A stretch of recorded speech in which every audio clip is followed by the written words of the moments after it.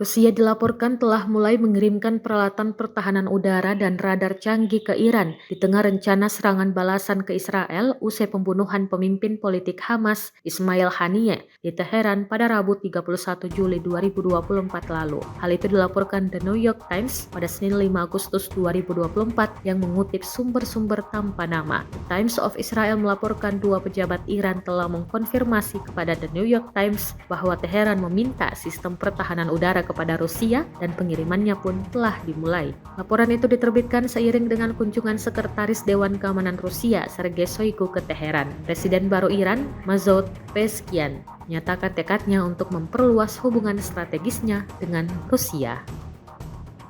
Download Tribun X sekarang, menghadirkan lokal menjadi Indonesia.